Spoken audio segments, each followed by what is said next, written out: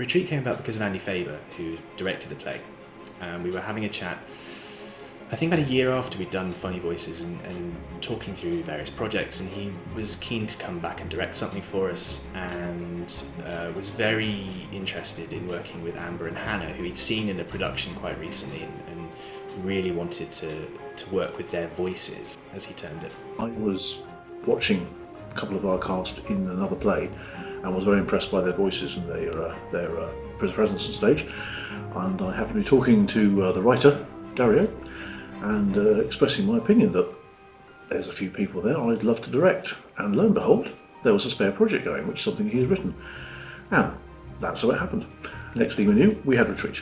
A bit like Funny Voices, actually, and the pre-existing idea that finally found a home. I'd started writing this idea of a writer whose writing process is manifested on stage. So you see the characters acting out all the spelling mistakes and the typos and rewriting lines of dialogue over and over and over again before moving on with the scene. That had been about 10 years before, and I'd never found the right story to put that idea into, that format into. And it was only when Andy mentioned Amber that I kind of thought, yeah, that's a voice I can hear with that character, and the story was built up around her, really. And then as it developed, I kind of found a role that was perfect for Hannah, and I was ready to work with Philippa again, so we wrote her into it as well. And that was the beginnings of the story.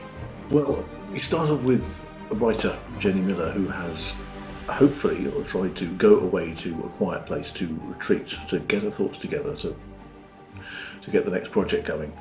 Unfortunately, she is hounded and accompanied by a very over-enthusiastic stage door manager, and her past and the characters that she has created, who very helpfully appear out of her mind and in a true theatrical sense play in front of her to torment her, wind her up, and generally make her life a misery until eventual resolution is achieved. The two avatars weren't written with anyone in mind particularly, but we found Jackie and Andy Shaw, and it's one of those things where you end up absolutely with the people you need, because they were phenomenal at portraying these ever-changing characters who have quite a sinister undertone. It's got quite a few, I think you could take quite a few themes from it.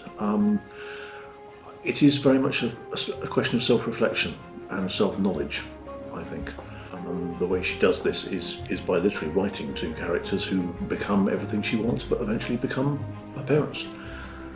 The play wasn't designed to be a sequel to Funny Voices. It was only as the writing progressed that it seemed to warrant linking it back, because they're, as I say, thematically similar. They're about artists and their art, and it just felt quite appropriate to sort of nod to Funny Voices. Although Jenny and Joyce are very different characters with very different stories to tell, the idea that they were sort of linked through time somehow was just quite a nice a little addition to the play. So we added in a few references back to Funny Voices, but again, it's a standalone piece